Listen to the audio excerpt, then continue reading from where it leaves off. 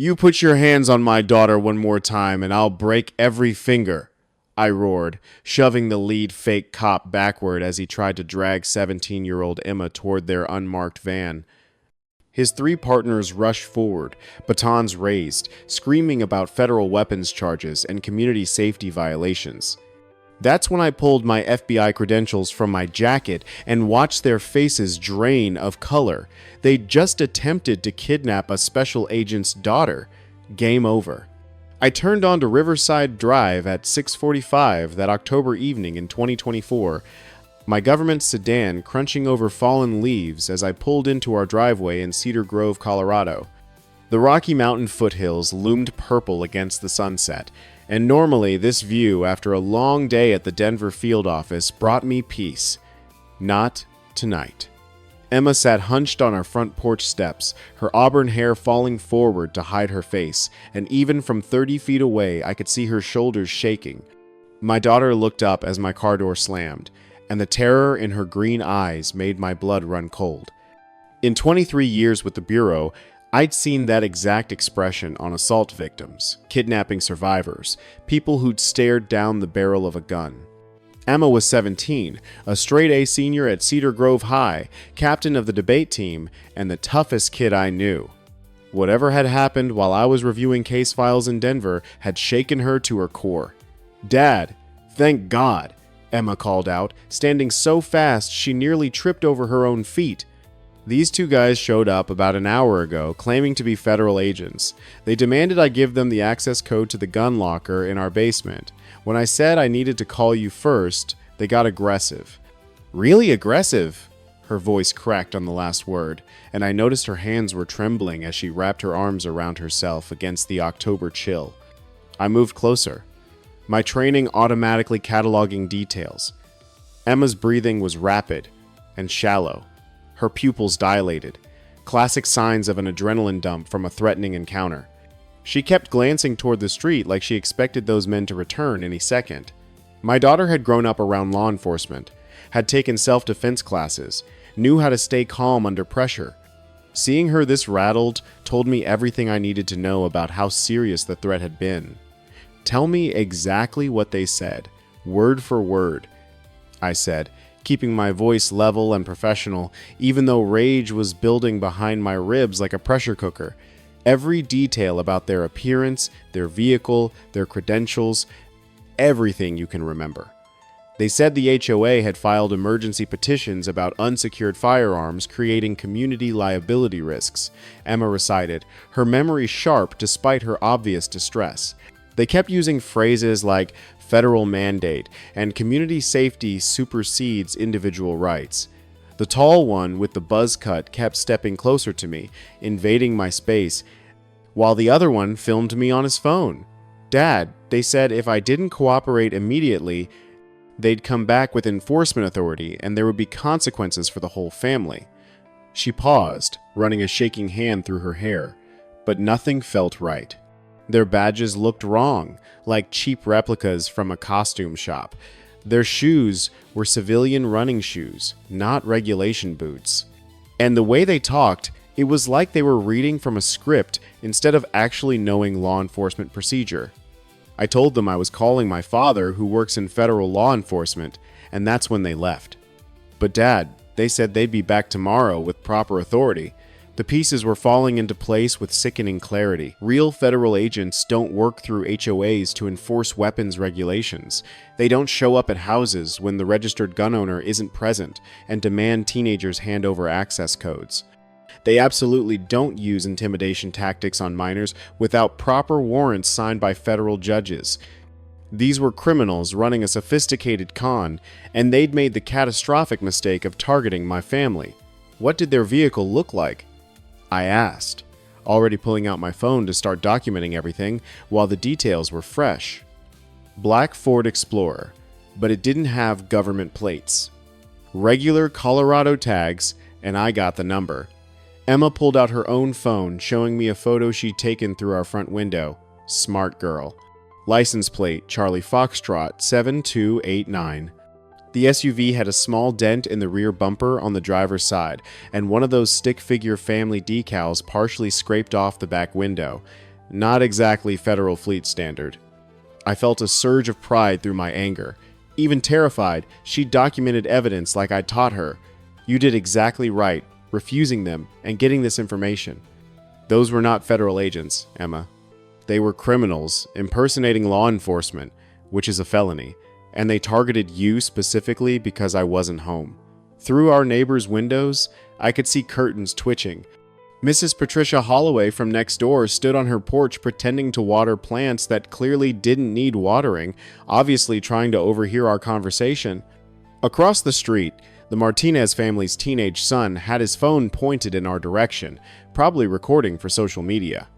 The whole neighborhood had likely witnessed what they assumed was an official federal visit to the Brennan house, and by tomorrow morning, speculation would be spreading like wildfire through the Cedar Grove community Facebook group. Emma, listen to me carefully, I said, placing both hands on her shoulders and meeting her eyes directly. These people are running an operation, and they chose our family for a specific reason. Tomorrow when they come back, and they will come back, things are going to escalate. I need you to trust me completely and follow my instructions exactly. Can you do that? Emma nodded, some of the fear in her expression transforming into the same fierce determination I'd seen when she demolished opponents in debate tournaments. What are we dealing with, Dad? Is this really about the gun locker, or is something else going on? Something else? I confirmed, my mind already working through the tactical implications and long-term strategy we'd need. But right now, I need you to write down everything you remember about those two men. Physical descriptions, exact phrases they used, timeline of events, everything. We're building a case, and your testimony is going to be crucial. That night, after Emma had gone to bed, I sat in my home office reviewing property records and HOA documents I'd pulled using my federal access credentials. What I discovered confirmed my growing suspicions about the real motivation behind this harassment. Our corner lot on Riverside Drive had been recently reassessed at $875,000, nearly triple its value from just 3 years ago. The reason? Cedar Grove Town Council had approved commercial rezoning for the entire eastern section of our subdivision, turning quiet residential streets into prime real estate for mixed-use development. HOA meeting minutes from the past 8 months showed repeated discussions about strategic property acquisition and community expansion initiatives. Our corner lot, with its direct access to both Riverside Drive and Mountain View Boulevard, was the linchpin property for any serious development plan. The gun locker wasn't a safety concern. It was a convenient excuse to harass us, create legal problems, and ultimately force us to sell at a loss or face escalating pressure until we cracked. I pulled up the HOA board roster and found exactly what I expected. President Margaret Sutherland owned a real estate development company. Vice President Richard Crawford worked in commercial property law. Treasurer Linda Harrison managed investment portfolios specializing in property acquisition. This wasn't a neighborhood association trying to maintain community standards. This was a criminal enterprise using HOA authority as cover for systematic property theft. My phone buzzed with a text from Emma. Can't sleep. Keep hearing them say consequences for the whole family. What did they mean? I texted back, it means they're planning to escalate, but they have no idea who they're dealing with. Try to rest. Tomorrow we turn the tables. The next afternoon, I was working from home when I heard that distinctive sound of car doors slamming with excessive force, the kind meant to announce authority and intimidate anyone listening. Through my office window, I watched the same black Explorer pull into our driveway, and 2 men in mismatched tactical gear climbed out with exaggerated confidence. The tall one, with the military buzz cut, wore a shirt that said Federal Agent across the back in yellow letters that looked like iron-on transfers. His partner, shorter and stockier with a reddish complexion, had a utility belt loaded with equipment that included handcuffs, pepper spray, and what appeared to be a taser. Their badges caught the afternoon sunlight all wrong, reflecting with the cheap plastic sheen of novelty items instead of the dull metal finish of real federal credentials. I noticed the taller one kept adjusting his equipment belt like it was unfamiliar, and his partner walked with the aggressive swagger of someone compensating for lack of actual authority. Neither man maintained proper situational awareness or tactical spacing, basic fundamentals that real agents learned in week 1 at Quantico. I opened the front door before they could knock, stepping onto the porch with deliberate calm. Emma appeared behind me, staying close but alert, exactly as we'd discussed during breakfast. The shorter fake agent stepped forward, his hand resting theatrically on his taser while his partner positioned himself at an angle that was probably meant to look tactical, but actually just blocked his partner's line of movement. Mr. Brennan, we're here regarding the federal weapons compliance investigation we discussed with your daughter yesterday, he announced in a voice pitched too loud for a routine visit. Emergency regulations require immediate HOA oversight of all privately owned firearms in residential zones. We need access to your gun locker within the next 24 hours or we'll be forced to take enforcement action. His partner nodded with rehearsed timing. But I noticed his eyes kept darting to a small note card in his palm, like he was afraid of forgetting his lines. Neither man had introduced themselves by name, shown actual credentials, or referenced any specific federal statute that would authorize their presence here. Show me your federal credentials and the court order authorizing this inspection, I said calmly, extending my hand with the kind of expectation that comes from actually having legitimate authority. I'll also need the case number for this investigation and the name of the supervising agent in charge. Behind them, I noticed the neighborhood dynamics had shifted since yesterday. Mrs. Holloway now stood openly on her front lawn, talking on her phone while staring directly at our house. The Martinez kid was filming again from his bedroom window. And old Mr. Ken Wilson from 3 doors down had positioned himself in his driveway, washing the same section of his truck for the 3rd time, clearly watching everything unfold. The fake agents exchanged a quick glance that screamed amateur hour. The taller one fumbled with a wallet that produced a laminated card that looked like something printed at a FedEx office, complete with visible air bubbles under the plastic coating and pixelated photo that had clearly been enlarged from a low-resolution source. Federal emergency powers supersede normal warrant requirements when community safety is at immediate risk, his partner declared with growing desperation in his voice. Under the Community Safety and Weapons Oversight Act of 2023, we have authority to conduct compliance inspections without traditional court orders. Your daughter's refusal to cooperate yesterday has already triggered enforcement protocols. I let the silence stretch for 3 long seconds, watching them squirm under scrutiny from someone who actually knew federal procedure. There is no Community Safety and Weapons Oversight Act of 2023, I stated with quiet finality. No federal mandate requiring HOA oversight of legal firearms, and no legitimate authority that would send agents to interrogate a minor when the registered gun owner isn't present. Leave my property immediately. The shorter fake agent's face flushed deep red as his fabricated legal framework collapsed under basic factual challenge. His partner began looking toward their vehicle like he was calculating escape routes, clearly recognizing that this encounter wasn't going according to their prepared script. This isn't over. The shorter one snarled as they retreated toward their explorer, his desperation finally overriding any pretense of professionalism. He pointed an accusatory finger at me from 10 feet away, his voice rising to ensure the watching neighbors would hear every word. We have enforcement options that don't require your cooperation. 24 hours, Mr. Brennan. Then we come back with authority you can't refuse. Their hasty departure involved unnecessary tire squealing and aggressive acceleration that drew head shaking from Mr. Wilson and phone camera recording from at least 3 neighbors. Emma stood beside me on the porch, no longer trembling with fear, but vibrating with controlled anger at people who'd tried to terrorize her in her own home. Dad, they just threatened us directly in front of half the neighborhood, she said, her voice tight with fury. And the way you handled them was nothing like how regular people react to federal agents. You knew exactly what questions to ask to expose them as frauds.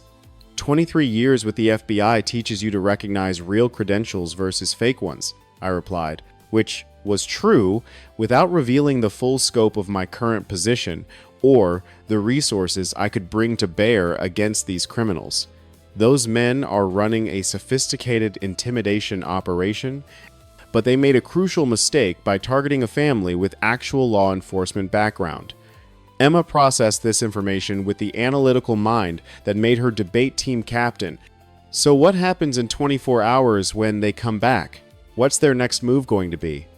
They're going to escalate to direct action, I predicted, already planning for multiple scenarios, which is exactly when we spring the trap and end this permanently. 4 days after the second fake agent visit, a silver Mercedes sedan pulled into our driveway with the aggressive confidence of executive privilege. Behind the wheel sat Margaret Sutherland, HOA president, stepping out in a designer pantsuit that probably cost more than our monthly mortgage while carrying a leather portfolio like it was a weapon of mass destruction. I'd been expecting this escalation, the shift from street-level intimidation to corporate-level threats. Emma emerged from the garage where she'd been working on her college application essays, and I saw her entire body tense as she recognized the woman who'd been orchestrating the harassment campaign against our family. Margaret's perfectly styled blonde hair and practiced smile couldn't hide the calculating predator beneath the community leader facade. Mr. Brennan, we need to discuss your family's continued resistance to reasonable community safety measures, Margaret announced, without any preamble, opening her portfolio with theatrical precision.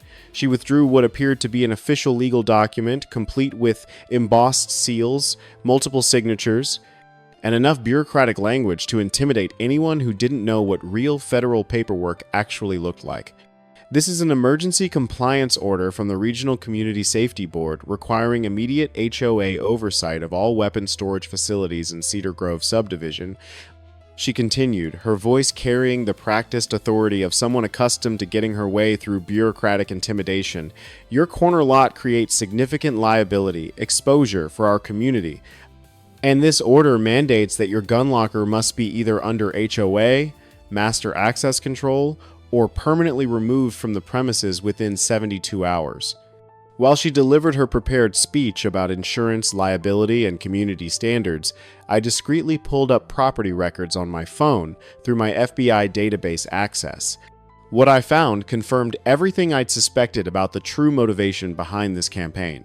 Recent commercial development proposals showed our corner lot as the anchor property for a mixed-use complex that would generate millions in development fees for properly positioned investors.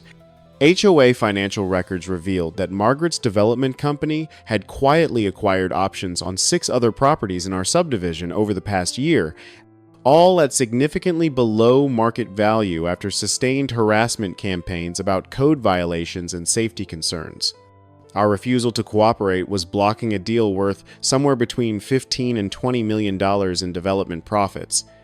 This isn't about gun safety, I said quietly, watching Margaret's carefully controlled expression flicker as she realized I'd seen through her legal theater. This is about the commercial rezoning and your development company's expansion project. Our corner lot is worth nearly $900,000 now that the town approved mixed-use zoning for this entire section. You need our property to complete your land assembly, and you're using fabricated safety concerns as leverage to force us out. Margaret's composure cracked slightly, revealing the ruthless businesswoman beneath her concerned community leader persona. Emma looked back and forth between us with growing understanding about the true scope of what we were facing. Your family can cooperate with legitimate community safety initiatives, Margaret said, dropping all pretense of bureaucratic concern in favor of direct corporate threats. She leaned forward slightly, invading personal space in a way that suggested she was accustomed to using physical intimidation when legal intimidation failed. Or you can face escalated enforcement measures that will make your continued residence here increasingly uncomfortable. The choice is yours, but I'd suggest you choose wisely for your daughter's sake. The transformation from friendly neighbor to corporate predator was complete and unmistakable. Emma stepped closer to me, her voice carrying new worry as she processed the implications. Dad, if they're really after our property, what's stopping them from manufacturing serious charges against us? They've already sent fake federal agents and created fake legal documents. What else might they fabricate to get what they want? Her tactical thinking impressed me, showing she understood the sophisticated nature of the criminal conspiracy we were facing. Margaret watched our family dynamic with calculating eyes, clearly sensing what she interpreted as growing fear and potential leverage. They might try. I told Emma with complete certainty, my voice carrying FBI experience without revealing specific details of my current assignment. But everything they're doing creates a documented trail of criminal activity that will eventually destroy them. We just need to be patient and let them keep making mistakes.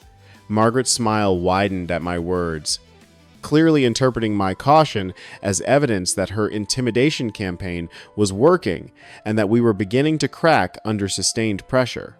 The systematic destruction of our family's reputation accelerated over the next week with precision that revealed careful coordination between multiple bad actors. Anonymous posts appeared on the Cedar Grove community Facebook group questioning our weapons stockpiling and suggesting we might be planning something dangerous. Carefully edited Ring doorbell footage circulated showing the fake federal agents visiting our house, with commentary speculating about what serious violations would require multiple federal visits. Emma's college experience became a primary battlefield in their campaign. Anonymous reports flooded Colorado State University campus security, claiming that an admitted student with access to unsecured weapons posed a potential threat to campus safety. The admissions office called Emma in for a meeting, expressing genuine concern about reports suggesting she might violate campus weapons policies or create safety risks for other students. They're saying your family is under federal investigation for illegal firearms and that you've been disciplined for threatening behavior, the assistant dean explained, showing Emma printed emails that contained enough specific details to sound credible. Obviously, we need to take any potential safety concerns seriously, but I wanted to hear your side before making any decisions about your admission status. Emma spent 2 hours providing documentation about our legally registered firearms, her clean record, and character references from teachers and community leaders. But the damage to her college future was spreading through whispered conversations with other admitted students and suspicious questions from faculty during preview weekend activities. The economic warfare escalated simultaneously on multiple fronts. Emma's part-time job at the Mountain View coffee shop received anonymous phone calls claiming she was under criminal investigation and might pose a workplace safety risk. Her manager called her in for an uncomfortable conversation that didn't immediately terminate her employment, but made it clear her continued position was under review pending resolution of the allegations. Local businesses throughout Cedar Grove began receiving what appeared to be official community safety bulletins warning about families under federal investigation for weapons violations. Our regular mechanic suggested we find alternative service after receiving complaints about supporting households involved in ongoing law enforcement actions. The dry cleaner, where I'd been taking my suits for 5 years, apologized but said they couldn't risk community backlash by continuing to serve our family. Neighbors throughout our subdivision received glossy printed flyers showing aerial photos of our house with red circles marking the basement where our gun locker was located. The flyers included fabricated statistics about weapons accidents in residential areas and warnings about insurance liability for properties located near unsecured firearms storage facilities. Mrs. Holloway showed me her copy during a nervous conversation over the fence, whispering that she knew it was probably nonsense, but that other families were genuinely frightened about property values and homeowners' insurance implications. Margaret showed us documentation from the Regional Safety Board, she explained apologetically.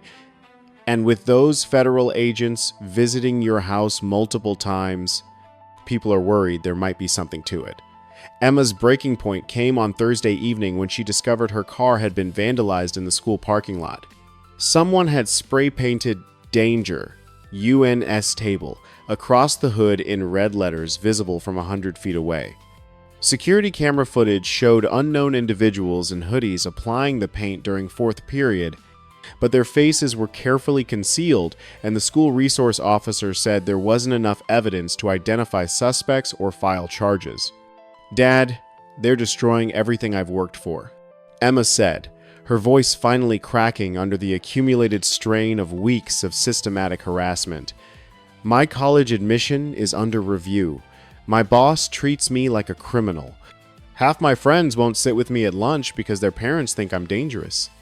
Maybe I should just give them the gun locker access code and make all this stop before they ruin my entire future."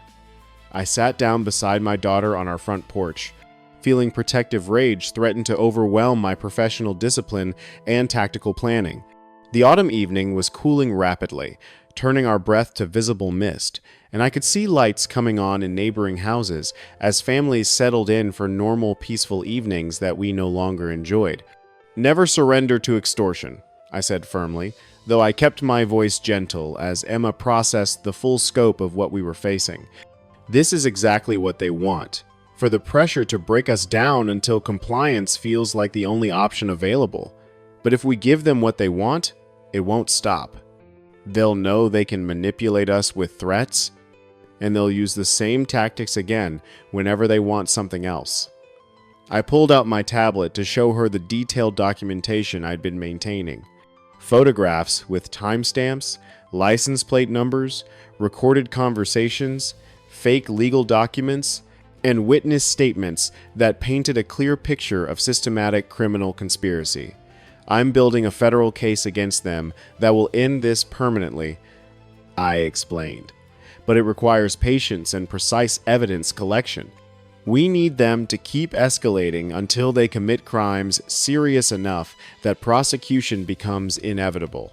Emma studied my methodical documentation with growing amazement, seeing a level of professional competence that went far beyond typical parental protectiveness. "You seem really confident for someone fighting an entire organization backed by expensive lawyers and fake federal agents," she observed, her voice carrying new curiosity about exactly what kind of FBI work had prepared me for this sophisticated operation.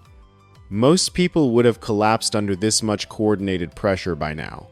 Her assessment was accurate, and I felt pride in how she'd maintained her moral compass and tactical awareness even while being systematically targeted by adults who should have known better.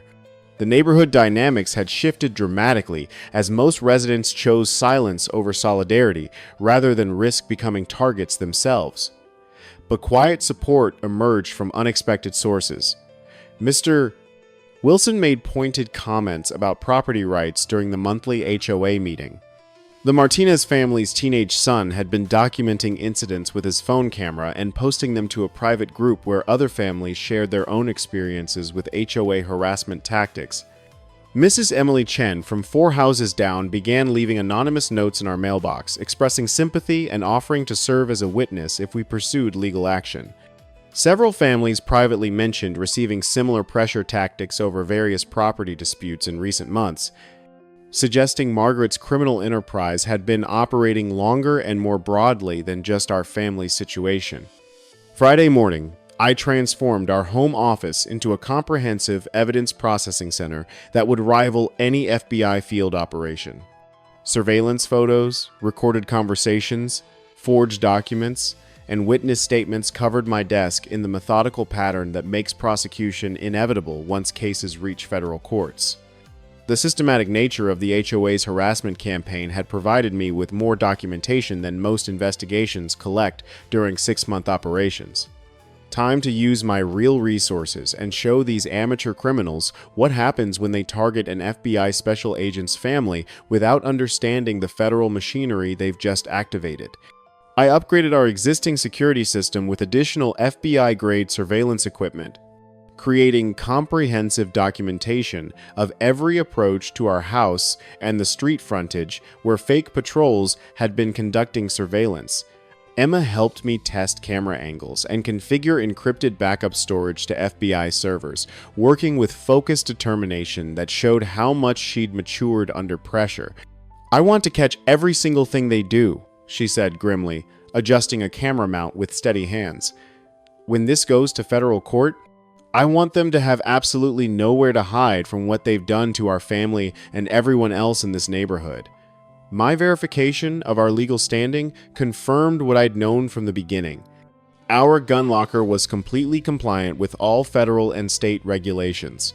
Emma's interaction with the fake agents had been recorded by our doorbell camera, and the HOA had absolutely no legitimate authority over legally owned firearms stored on private property. I compiled official documentation from the Bureau of Alcohol, Tobacco, Firearms, and Explosives confirming our compliance, along with county property records proving clear title without easements or restrictions that would grant HOA oversight powers. The legal foundation of our case was unshakable, while their entire harassment campaign was built on fabricated authority and criminal intimidation. I placed a secure call to FBI Denver field office, speaking directly with Special Agent in Charge Patricia Morrison, my immediate supervisor who'd been monitoring this situation since the first fake agent visit. "Patricia, the targets are accelerating exactly as predicted," I reported. "We're approaching the critical phase where they'll either commit to direct action or recognize the trap and withdraw. Either way, we'll have enough for federal prosecution." Patricia listened carefully, asking pointed questions about evidence preservation and potential jurisdictional complications. "Jason, you're cleared to let this play out to conclusion," she confirmed. "Just remember, these are civilians running a property scam, not trained operatives. Minimal force if it comes to physical confrontation." Emma joined me in organizing evidence files that evening, but instead of asking nervous questions about my plans, she began contributing strategic insights that surprised me with their sophistication. "Dad, if they're really planning to fake arrest me like they threatened, shouldn't we have backup plans for different scenarios?" she asked, studying our timeline charts and witness documentation. "What if they bring more people next time? What if they try something when you're not home to intervene?" Her tactical thinking showed she'd moved beyond simply trusting my expertise to actively participating in our defensive planning. I realized she was developing operational awareness that would serve her well, regardless of how this situation ultimately resolved. 23 years with the FBI teaches you to plan for multiple contingencies," I replied, which was true without revealing that I currently held the position of Special Agent in charge of the Denver field office's Violent Crimes Division. "These criminals are about to discover the difference between intimidating regular civilians and targeting federal law enforcement. The escalation I'd been predicting came Sunday morning when the Black Explorer returned to our driveway accompanied by a second vehicle, a gray panel van with heavily tinted windows. 4 men in mismatched tactical gear emerged with obvious intent to escalate beyond intimidation into actual physical detention. Their equipment included handcuffs, pepper spray, tasers, and restraint devices that suggested they were prepared for resistance. Emma was washing her car in the driveway when they approached, and I watched through our security monitors as the lead fake agent positioned his team with amateur tactical spacing that revealed some training but lacked professional coordination.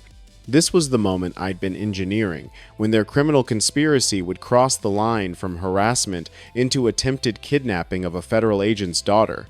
The lead fake agent stepped forward with exaggerated confidence, pointing directly at Emma while his 3 partners flanked her position in a poorly executed containment formation. "Emma Brennan, you're under arrest for obstruction of federal weapons investigation and violation of community safety orders," he announced in a voice loud enough to ensure the neighborhood would hear every word. "You have the right to remain silent, but you will surrender access to that gun locker immediately or face additional charges." Emma froze, with the car wash sponge still in her hand, her face going pale as she processed the sight of 4 armed men claiming arrest authority. "Dad," she called toward the house, her voice cracking with fear as adrenaline flooded her system. "They have handcuffs and weapons. This looks official." I stepped out of the house with measured calm, positioning myself between the fake enforcement team and my daughter while quickly assessing their weapons, positioning, and likely tactical capabilities. Emma moved behind me instinctively, and I could feel the tension radiating from her body as the immediate physical threat became undeniable. The fake agent sensed her fear and moved closer, clearly believing that apparent federal authority would overwhelm a 17-year-old's ability to think rationally. I noticed curtains moving in neighboring windows as residents became aware that something serious was unfolding. Mrs. Holloway had moved to her front porch with her phone in hand. Mr. Wilson stood openly in his driveway watching. The Martinez kid was recording from his bedroom window. "The girl's coming with us until she provides that access code," the lead fake agent declared, stepping closer with handcuffs extended. "We have federal authority to detain non-compliant individuals in ongoing security investigations.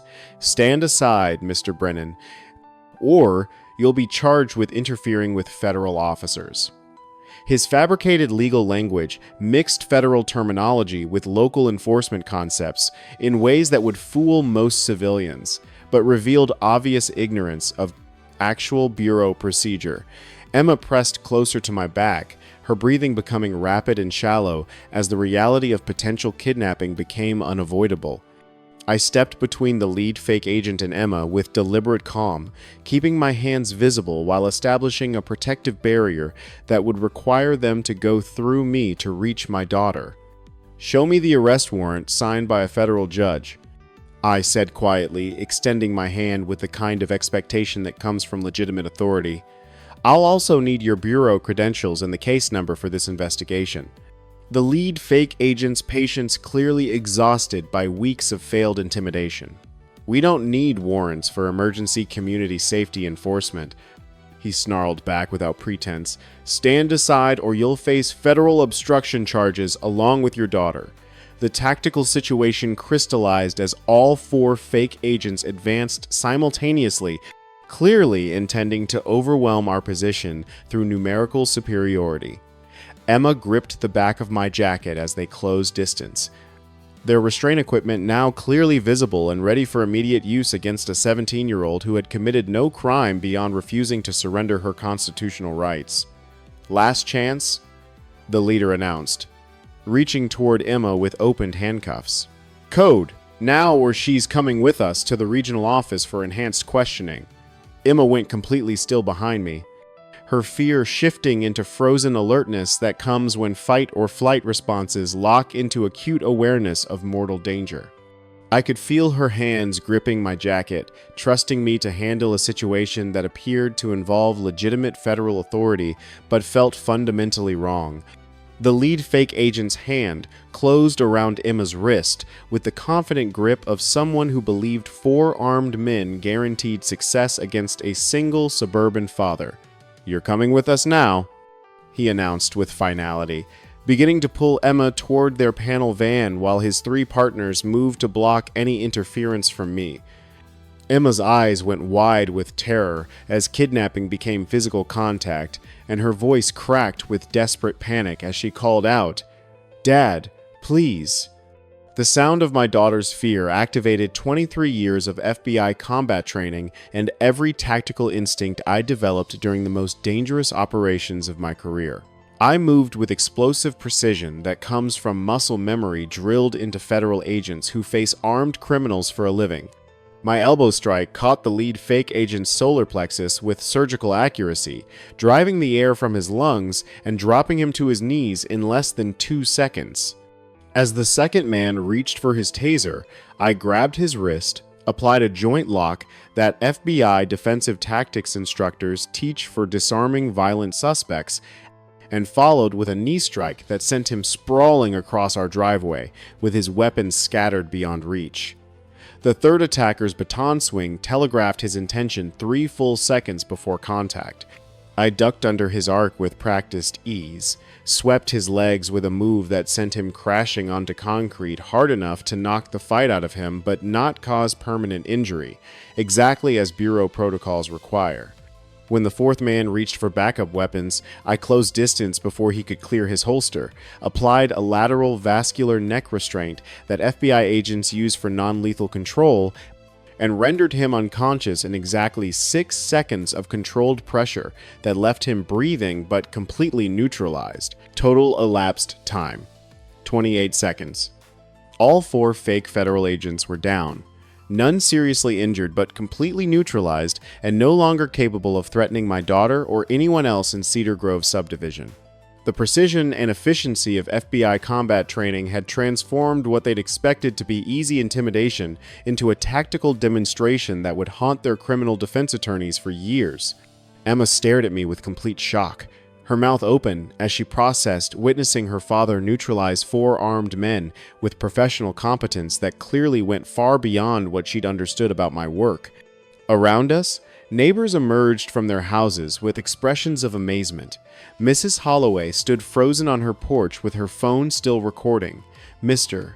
Wilson approached cautiously with obvious respect for what he'd just witnessed. The Martinez kid hung out his window with his camera capturing every detail of the takedown that would become neighborhood legend.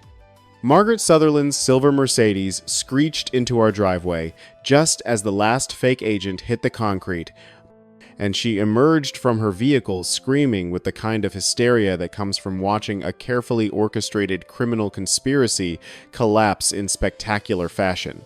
"You assaulted law enforcement officers!" she shrieked, pointing at the unconscious fake agents scattered across our driveway. "This is felony assault on federal agents. You're going to prison for attacking legitimate authority!" Her voice carried the desperate edge of someone who realized her property theft scheme had just collided with real federal law enforcement in ways she'd never anticipated. I calmly reached into my jacket and withdrew the FBI credentials I'd kept concealed throughout weeks of systematic harassment, allowing Margaret and the assembled neighbors to see legitimate federal identification for the first time since this entire operation began. "No," I said, with quiet authority that comes from actually representing federal law enforcement. "I neutralized 4 criminals impersonating federal officers while attempting to kidnap my daughter." The badge caught afternoon sunlight with the unmistakable gleam of real metal and authentic federal authority, creating complete silence as everyone processed what they were seeing. "I'm FBI Special Agent Jason Brennan," I announced clearly, ensuring every neighbor within hearing distance understood exactly who had been living quietly in their subdivision. "You just orchestrated the attempted kidnapping of a federal agent's daughter using fabricated law enforcement credentials. These 4 individuals attempted to assault an FBI agent's family while impersonating federal officers." Margaret's face drained of all color as the implications hit her with the force of federal charges that would put her away for decades. Emma stared at me with complete amazement, her voice barely audible as she whispered, "Dad, FBI Special Agent? Not just working for the government?" Complete silence settled over our neighborhood as residents processed, witnessing the quiet man they'd known as Jason, who works in Denver, reveal himself as FBI with combat skills that belonged in federal operations rather than suburban subdivisions. I turned to address the assembled neighbors, my voice carrying the calm authority of someone accustomed to managing crime scenes. "Someone call local police," I instructed, gesturing toward the 4 unconscious criminals. "I have 4 suspects in custody for attempted kidnapping, impersonating federal officers, conspiracy to commit property theft, and assault on a federal agent's family." Local police arrived within 8 minutes of my call, led by Cedar Grove Police Chief David Martinez, who surveyed the scene with professional calm. I presented him with a comprehensive evidence package I'd compiled: surveillance footage, forged documents, witness statements, and photographic documentation of systematic harassment that painted a clear picture of criminal conspiracy. The 4 unconscious fake agents were secured with professional restraints, while paramedics confirmed they were uninjured but would require medical clearance before processing. Chief Martinez reviewed my FBI credentials with the respect due to a fellow law enforcement professional who just prevented a serious federal crime in his jurisdiction. "Special Agent Brennan, based on the evidence you've provided and witness statements from the neighborhood, we'll be filing state charges against all 5 suspects," Martinez explained, while his officers photographed the crime scene. Impersonating law enforcement officers, attempted kidnapping, criminal conspiracy, fraud, and assault charges will keep them in county custody while federal prosecutors decide whether to pursue additional charges. The decision to handle this through combined state and federal prosecution meant maximum consequences and community-based justice that would satisfy neighborhood concerns while preserving federal resources for the larger property. Fraud investigation. Emma watched the professional efficiency of the arrest process with obvious fascination, seeing legitimate law enforcement procedure for the first time and understanding the stark contrast with everything the fake agents had attempted. Local authorities verified our gun locker was completely legal through multiple databases, officially clearing our family of any weapons violations and establishing our complete innocence in the manufactured charges. Detective Sarah Williams took detailed statements from Emma about the intimidation and harassment she'd endured, treating her with the respect due to a crime victim and a federal agent's daughter. Neighborhood witnesses emerged to provide statements supporting our account. Mrs. Holloway, Mr. Wilson, the Martinez family, and Mrs. Chen all offered detailed testimony about the systematic harassment campaign they'd observed. We knew something was wrong from the beginning, Mrs. Holloway explained to Detective Williams. But we were afraid to speak up against what looked like official federal authority until we saw Agent Brennan's credentials and understood what was really happening. Margaret Sutherland sat in the back of a police station's cruiser with her hands cuffed, staring through the window at the collapsed remains of her property theft scheme with the hollow expression of someone facing years in federal prison. The fake warrants, forged HOA documents, and fabricated safety orders were tagged as evidence in what would become a straightforward prosecution supported by dozens of victims and extensive documentation. Emergency HOA meetings were called within days to address the leadership crisis and exposure of the systematic property fraud scheme.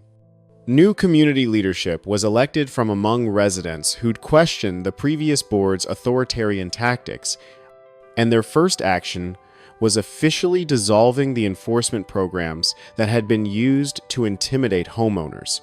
Emma approached me that evening as we watched the last police vehicle leave our driveway, her voice carrying new understanding and pride. FBI special agent, not just working in federal law enforcement, she said, shaking her head with amazement. I kept wondering why you stayed so calm through everything. But you knew all along they were fake, because you understand how real federal operations actually work.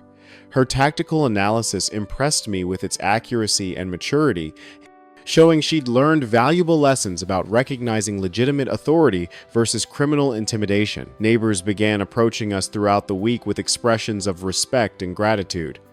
Agent Brennan, we had no idea who we had living in our neighborhood, Mr. Wilson said during one conversation, but we're grateful you were here when these criminals tried to destroy our community. Just a father protecting his daughter, I replied to various expressions of gratitude. The badge helps with the how, not the why. Emma listened to these conversations with growing pride in her father's service, understanding that federal authority was a tool for protecting people rather than an end in itself.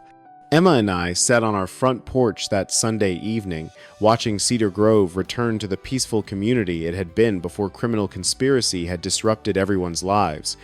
Next time someone asks what my dad does for a living, I'll know exactly how to answer, Emma said with obvious pride. The hunting rifles in our gun locker remained legally ours, our property boundaries were officially confirmed, and our family's reputation in the community had been not just restored, but enhanced by the revelation of my federal position. They tried to kidnap my daughter over a property scheme, I said quietly, reflecting on how criminal arrogance had led to their complete downfall. Bad choice, picking this neighborhood. Emma laughed at the understated summary, and I felt satisfied that justice had been served through proper channels, while teaching valuable lessons about the difference between legitimate authority and criminal intimidation disguised as official power.